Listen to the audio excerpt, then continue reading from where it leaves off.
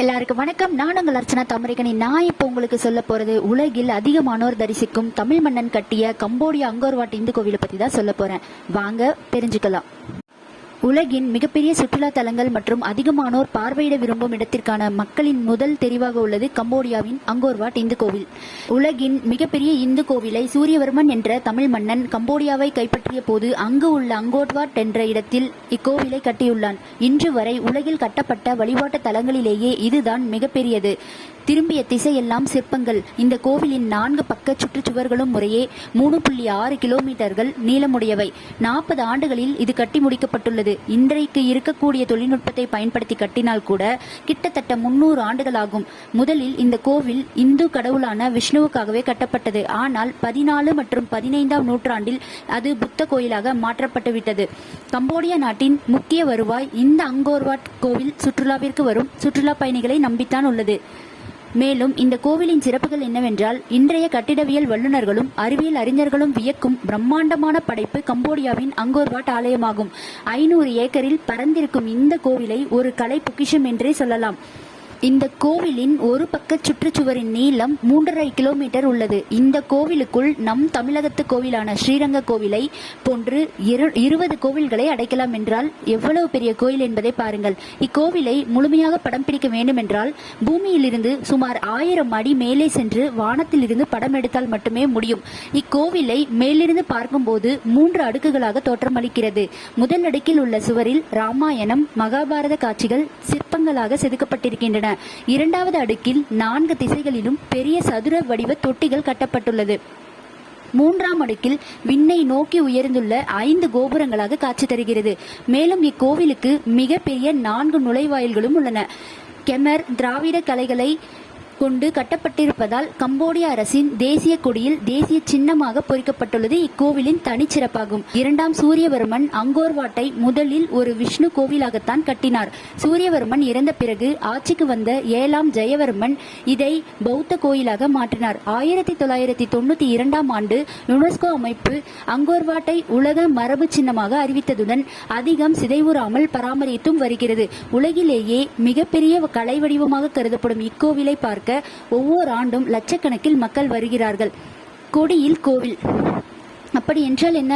இந்த நாட்டு கொடியில் அங்கோர் வாட் கோவிலை பறைசாற்றும் வகையில் இருக்கிறது என்றால் எந்த அளவிற்கு அந்த கோவிலும் இந்த நாடும் இணைந்துள்ளது என்பதை நாம் அறிந்து கொள்ளலாம்.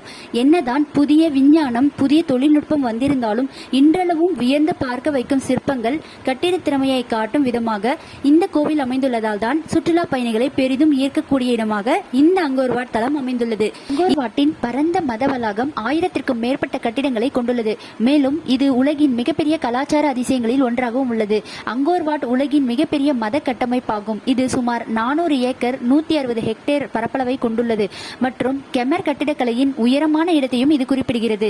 அங்கோர் வாட் நகரம் தென்கிழக்கு ஆசியாவில் வரலாற்றில் மிகப்பெரிய மற்றும் மிகவும் வளமான அதிநவீன ராஜ்யங்களில் ஒன்றை கெமர் அரசர்களில் வம்சமாண்ட அரச மையமாக செயல்பட்டது. 9ஆம் நூற்றாண்டில் இறுதியில் இருந்து 13ஆம் நூற்றாண்டின் ஆரம்பம் வரை ஏராளமான கட்டுமான திட்டங்கள் மேற்கொள்ளப்பட்டன. அவற்றில் மிகவும் குறிப்பிடத்தக்கது அங்கோர் வாட் ஆகும். இது 2ஆம் சூரியவர்மன் என்பவரால் கட்டப்பட்ட இந்து கோவிலாக உள்ளது. இந்து மதத்தில் இருந்து பெறப்பட்ட அனைத்து அசல் மத உருவங்களும் மற்றும் கோவில் விஷ்ணு கடவுளுக்கு அர்ப்பணிக்கப்பட்டது. அங்கோர் வாட்டின் 5 மைய கோபுரங்கள் மேருமலையின் சிகரங்களை அடையாளப்படுத்துகின்றன. இது இந்து புராணங்களின்படி கடவுள்களின் வசிப்பிடமாகவும் மலை ஒரு கடலால் சூழப்பட்டதாகவும் கூறப்படுகிறது. வளாகத்தின் மகத்தான அகழி உலகின் விளிம்பில் உள்ள கடல்களை குறிக்கிறது. 617 அடி 188 மீட்டர் பாலம் தளத்தை அணுக அனுமதிக்கிறது. 3 கேலரிகள் வழியாக சென்றால் கோயிலை அடையலாம். ஒவ்வொன்றும் நடைபாதையால் பிரிக்கப்பட்டுள்ளன. கோவில் சுவர்கள் இந்து கடவுள்கள் மற்றும் பண்டைய கெமர் காட்சிகள் மற்றும் மகாபாரதம் ராமாயணத்தின் காட்சிகள் ஆகியவற்றை குறிக்கும் மிக உயர்ந்த தரத்தின் அடிப்படை சிற்பங்களால் மூடப்பட்டுள்ளன.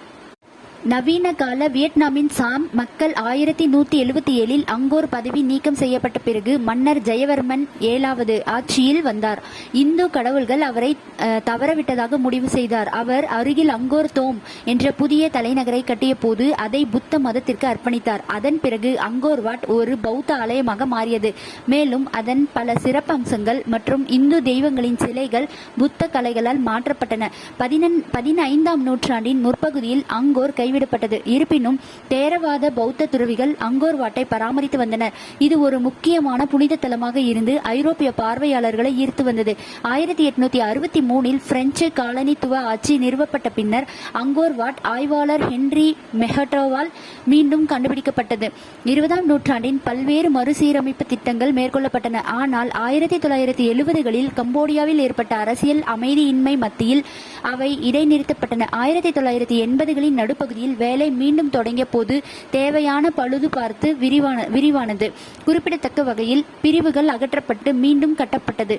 ஒரு நாட்டின் தேசிய கொடியில் ஒரு கோவில் இடம் பெற்றுள்ளது. அதுவும் நம் தமிழன் கட்டிய கோவில் என்றால் எத்தனை சிறப்புமிக்கது இந்த கோவில்.